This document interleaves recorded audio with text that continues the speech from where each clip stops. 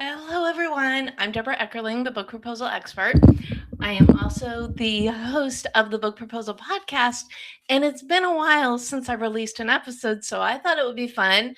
Go live, answer your questions. So if you're watching live and you've got a question about book proposals, please share it in the chat. If you're watching the replay and have a question, please share that in the chat as well.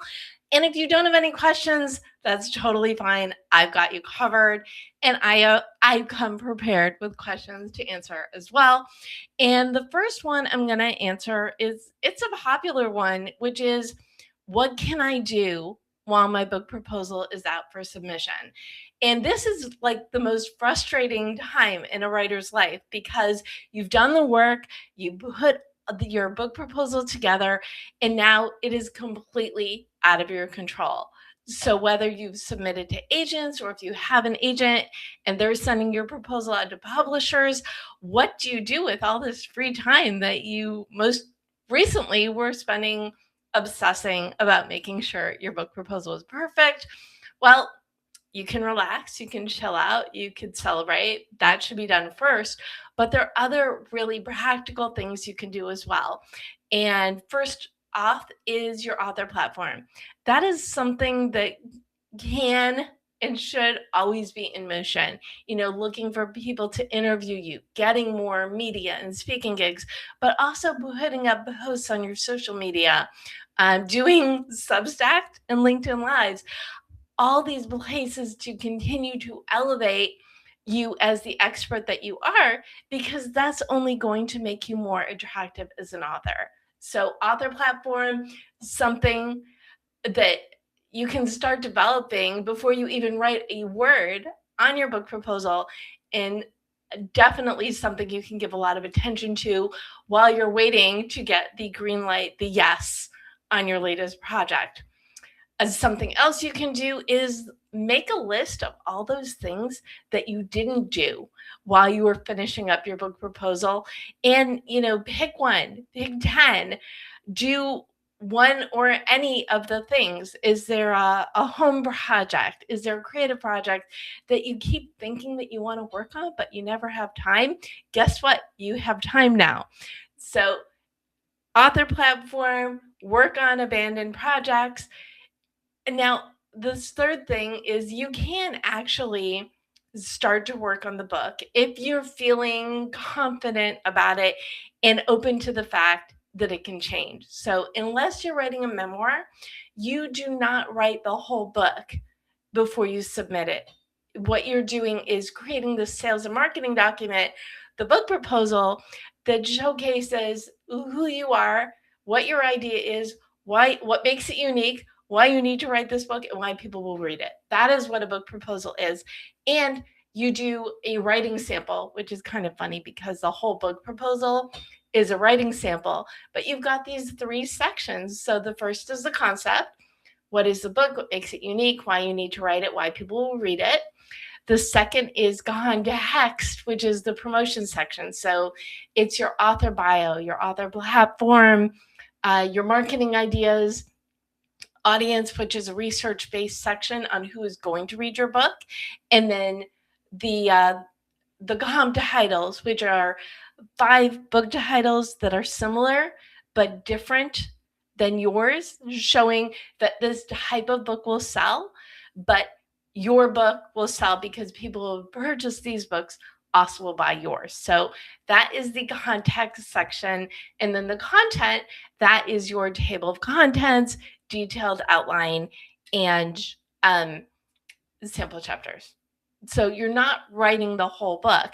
Now, once you send it out, if you're comfortable again with knowing that it might change, why not spend a little bit of time playing with it, writing it, putting your ducks in a row, as it were? With 52 Secrets for Goal Setting and Goal Getting, I had developed it with my publisher.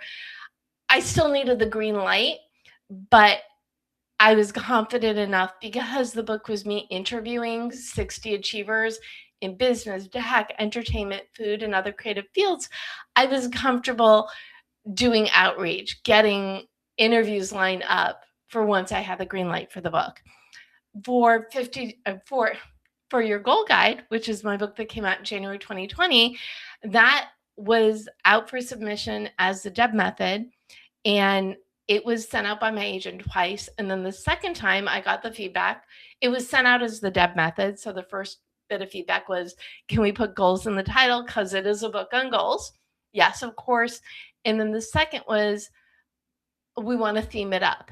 Well, with goals, there are two themes. One is exercise and the other is road trip.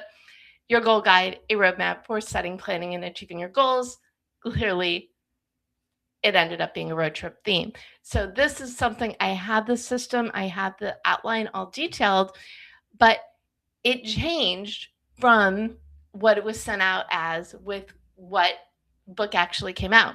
For 52 Secrets, it was sent out as 101 rules and came back as 52 Secrets. So it was good that I only did a little, or else I really would have overshot, right? So if you're comfortable, work on the project. You love the project anyway. But this is your thought leadership, which means, again, it's an excellent time to work on your author platform, get more speaking, get more interviews, do more hosting and commenting and interacting. So, and then you can also, again, take a break. You worked hard on this proposal. So you should be really happy with yourself. Take a deep breath, enjoy the downtime, which is impossible for most people, but do it. And then get ready, because hopefully you'll have more work to do on your book in the near future. Again, if you're watching this live, feel free to throw a question in the chat. If you're watching the replay, also feel free to put a question in the chat, because I will be doing these more regularly. I want to help you make your book dreams come true. I am also a very unapologetic fan of traditional publishing. I self-published my first 2 books because I was helping writers and I didn't want to do as I say, not as I do. I wanted to have that experience, but I was about to self-publish my 3rd one. I met my agent, who basically said, if you want to get yourself out there, really out there in the mainstream, you need to be beyond your audience, which is why traditional publishing is so incredibly powerful. So I've got another question that I can answer, since I'm not seeing any in the chat, which is, how much money can I make from my book? The answer, anything from nothing to $1 gazillion, right? We don't know. We can assume, we can position our book to be successful because agents and publishers are looking for books they can sell. So it is your job as an author to give them one, but we do not have a crystal ball. I think a really good example of this was right before the pandemic, is when 52 Secrets came out. Your Goal Guide came out in January 2020. And I was at an event in that second week in March before the world shut down, and I got a call that my book was chosen as a summer reads. Then the pandemic happened, and as a lot of things, it was canceled. So it would have been wonderful if I had gotten that attention for my book off the bat. Things happen. I know. Isn't it kind of goofy that I use an example of, well, my book would have been everywhere. It just took a little bit longer because things happened. So my point being, and this is, again, the other reason why I'm unapologetic, very pro-traditional publishing. I believe money spent in developing your book should go with developmental editor, beta readers, whatever it is, book proposal experts, such as, which is what I do, not in paying people to publish your book. There are reputable hybrids, but there are plenty that are just upsells saying, okay, great, we want your book, pay us X amount of money. Oh, you want extra marketing, pay X amount of money more. So yes, you need to have a platform if you're trying to sell traditionally, but they want a partner. They want someone as invested in the book's success as you are, and then you get paid. You are not paying for the privilege of getting your book out just to your circle and a little beyond. You are getting paid for them to publish your book, distribute it widely, and give you that credibility. So the short answer to how much money can I make from my book, you don't know, but you also don't know what it can do unless you get it out there in a big way. Okay, I have time for one more question. And this one is, what is one thing people are surprised to learn about the book proposal process? And this is a question that came into me through my email. And I had to give it a little thought, but not a lot. I think the thing that most surprises people is they think, oh, I'm going to write a book. I've got to write the book now. Right?